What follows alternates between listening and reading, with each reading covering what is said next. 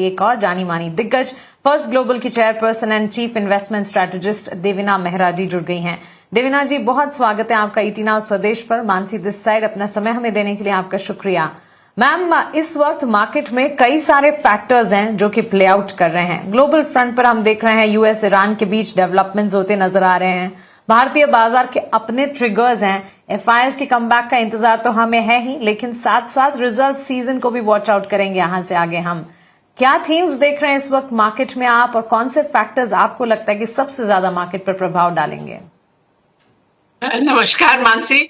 मुझे तो ये लगता है कि फैक्टर्स हम लोग बाद में खोजते हैं। जैसे आपने एफआईआईएस का नाम लिया, तो आप अगर लॉन्ग टर्म देखें तो आज भी मैंने पेपर में इस पर ही इस कॉलम में इस बात का मेंशन किया है कि एफआईआई के इनफ्लो से हम लोग इसलिए सोचते हैं कि एफआईआईएस का इनफ्लो आएगा तो मार्केट चलेगा, या बाहर जाएंगे तो पैसे तो घटेगा, लेकिन ऐसा कोई कोरिलेशन है नहीं।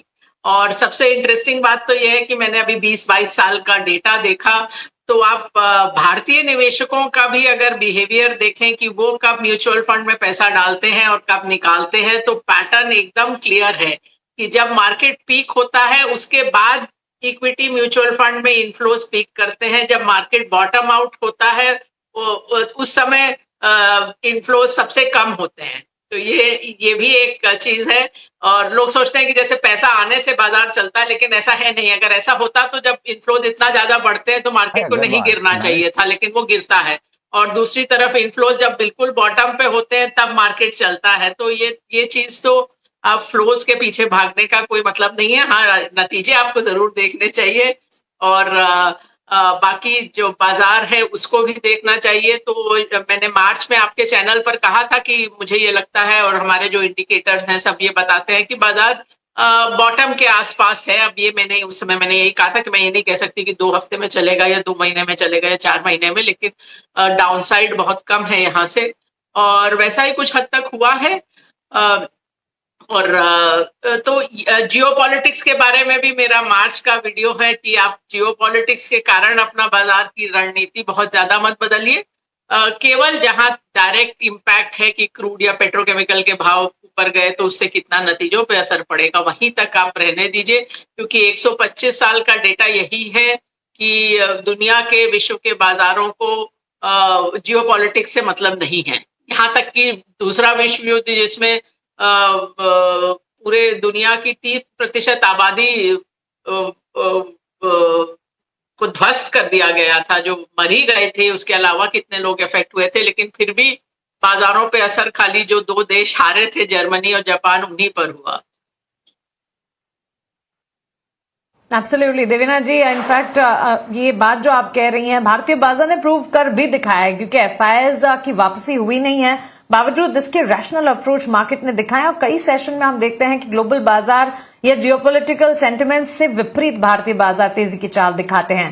But having said so, geopolitics की आपने बात कही, अमेरिका में ब्याज दरें, जियोपॉलिटिकल तनाव और ग्लोबल अनिश्चितताओं के बावजूद हम देख रहे हैं भारतीय बाजार में अपने मजबूती के ट्रिगर्स हैं।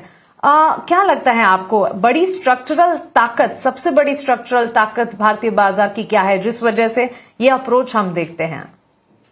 कि एक तो है कि बाजारों ने बहुत खराब किया है। तो अभी आप थोड़े दिन पहले तक जो स्थिति थी कि भारत में, जो विश्व में लगभग 42 मेन देशों के स्टॉक इंडेक्सेस हैं, उसमें भारत बॉटम 3 या 4 में था। तो ये तो एक बाजारों की फितरत भी होती है कि लगभग हर साल जो बॉटम 5 वाले बाजार होते हैं उसमें से 2-3 अगले साल टॉप 5 में पहुंचते हैं। तो एक तो वही है कि आपने बहुत टाइम अंडर परफॉर्म कर लिया।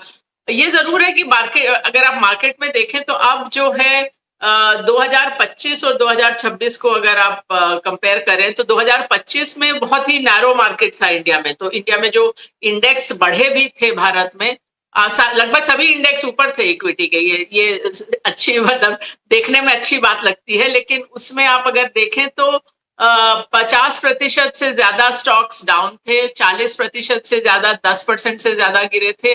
अब थोड़ी उलट स्थिति है, जहां बल्कि जो हेवी वेट्स हैं वो उतना अच्छा नहीं कर रहे हैं। मैं देख रही थी कि सेंसेक्स के, इसके आप निफ्टी के अगर टॉप 15 देखें जो स्टॉक्स हैं जो लगभग 65% वेट है जिनका, तो उसमें 15 में से 9 गिरे हैं इस साल।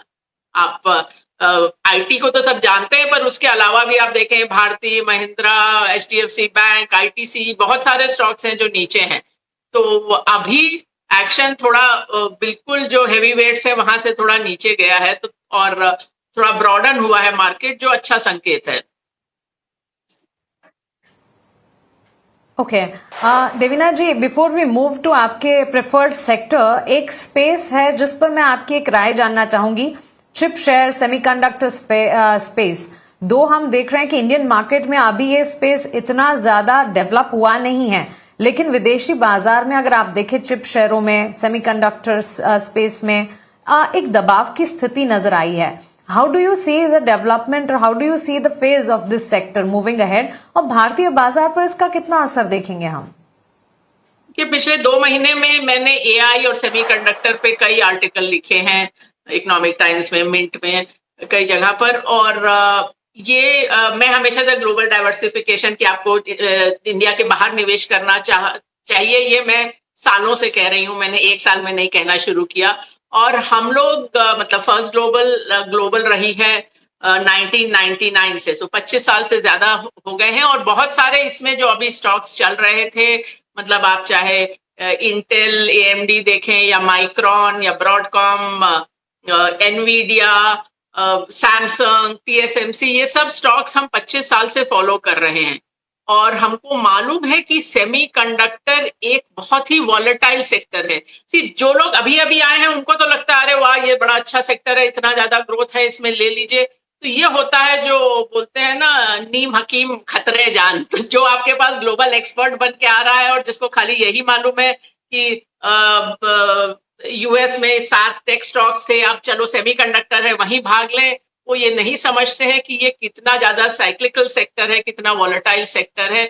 और एक तो है कि आप जो है आप बहुत कैपिटल इंटेंसिव सेक्टर है, दूसरा आप सप्लाई कर रहे हैं किसी और का कैपिटल एक्सपेंडिचर, कैपिटल एसेट। सो इस साल तो एआई में बहुत निवेश हो रहा है। जो टॉप 3-4 कंपनीज हैं अमेरिका की, वो एस्टिमेटेड है कि 800 बिलियन से लेके 1 ट्रिलियन तक निवेश करेंगी। तो अभी जितने भी लोग उनको सप्लाई कर रहे हैं उनके पास डिमांड भी है और प्राइसिंग पावर भी है, मुंह मांगे दाम मिल रहे हैं उनको। लेकिन अब आप ये सोचिए कि 2 साल बाद इतना निवेश होगा क्या? 2 साल बाद इस कंपनी का रेवेन्यू उतना रहेगा भी कि नहीं? क्योंकि आप समझिए यही कंपनी जो आज की डेट में 800 साढ़े 800 बिलियन निवेश कर रही हैं, 2 साल पहले तक उनका टोटल कैपिटल एक्सपेंडिचर 150 बिलियन था। तो उतना रहेगा, ये कौन सी कंपनी को कितना बिजनेस भी मिलेगा। तो मुझे हंसी आती है जब लोग कहते हैं कि अरे ग्रोथ एडजस्टेड पी या पी डिवाइडेड बाय ग्रोथ पर ये कंपनीज बहुत अच्छी लग रही है। मैंने कहा ये ग्रोथ रहेगा, आपको आप समझ रहे हैं कि आप किस तरह की इंडस्ट्री में निवेश कर रहे हैं। तो वहां रिस्क मेरे हिसाब से बहुत बढ़ गया है। और दूसरी चीज है, अभी उसमें लेवरेज पे लेवरेज बढ़ती जा रही है। बहुत सारे जो टेक ईटीएफ उसमें निवेश कर रहे हैं वो लेवरेज है, जो लोग उसमें निवेश कर रहे हैं उन्होंने और लेवरेज लिया हुआ है। तो अभी जैसे कोरिया में 10% जब करेक्शन आया था एक दिन में, तो ये सब ईटीएफ एक दिन में 30% घट गए थे, और जिन्होंने उसमें निवेश किया होगा वो शायद 70 से 90% डाउन हो। तो ये सब चीज मैंने जैसे कहा कि आप आधा अधूरे नॉलेज से जाएंगे तो आप बहुत बड़ा झटका खा सकते हैं। इसी कारण आप देखिए गिफ्ट सिटी वाले जितने फंड्स हैं, पिछले 6 महीने में 1 साल में कितना खराब परफॉर्मेंस रहा है लगभग सभी का, क्योंकि उनको समझ ही नहीं आया कि क्या होता है ग्लोबल इन्वेस्टिंग। बिल्कुल बिल्कुल, I completely agree to it. और एक ऐसा स्पेस जो कि कॉम्प्लेक्स है, उसकी इंट्रिकेसीज को समझने के बाद उसमें उतरने की चेष्टा करनी चाहिए। Thanks for that insight ma'am. लेकिन कल कई सारे बड़े और छोटे बैंक्स के बिजनेस अपडेट्स आते हुए दिखे। अब यहां से आगे आफ्टर द अपडेट्स हम देखेंगे कि रिजल्ट्स भी स्लेटेड हैं। Let's say Canara bank, Indian bank, इनके आंकड़े काफी बेहतर नजर आ रहे थे। इन अपडेट्स पर आपकी एनालिसिस क्या है? Banks and financials as they say backbone of the economy, इस पर आपके टेक्स क्या है? अर्निंग्स सीजन में क्या स्ट्रैटेजी किस तरह की अपनानी है?